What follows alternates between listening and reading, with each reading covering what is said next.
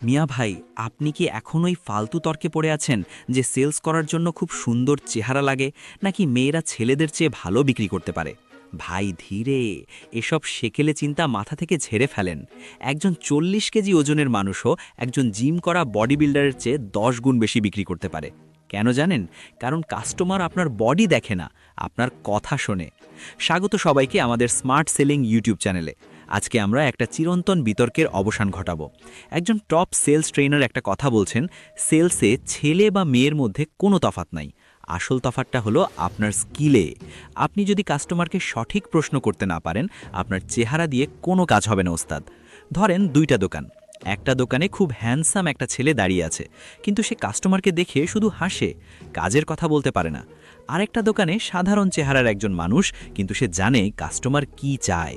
সে এমনভাবে প্রশ্ন করে যে কাস্টমার বুঝতে পারে তার সমস্যা সমাধান এই দোকানদারি করতে পারবে। মনে রাখবেন, সেলস মানে হলো কাস্টমার বর্তমানে যেখানে আছে আর সে যেখানে পৌঁছাতে চায়, এই দুইয়ের মাঝখানে একটা মজবুত সাঁকো তৈরি করা। আর এই সাঁকোটা তৈরি হয় আপনার কথা, আপনার প্রশ্ন আর আপনার গলার টোন দিয়ে। ভাইরে ভাই, অনেকে ভাবে অনেক ইংরেজি বললে বা খুব ভাব নিয়ে কথা বললেই বুঝি সেলস হয়ে যায়। মিয়া ভাই, এই ধরনের ভুল ধারণাগুলো এইবার রাখেন। কাস্টমারের সাথে যখন কথা বলবেন, তখন আপনার টোন এমন হতে হবে যেন সে আপনার উপর ভরসা পায়।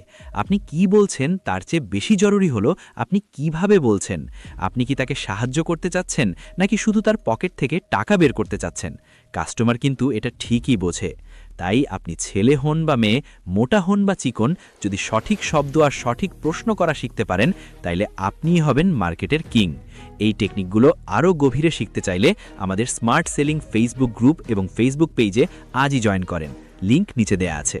ভিডিওটা ভালো লাগলে স্মার্ট সেলিং ইউটিউব চ্যানেলটি অবশ্যই সাবস্ক্রাইব করে আমাদের পাশে থাকবেন। দেখা হচ্ছে পরের ভিডিওতে। ততক্ষণ স্মার্টলি বিক্রি করতে থাকুন।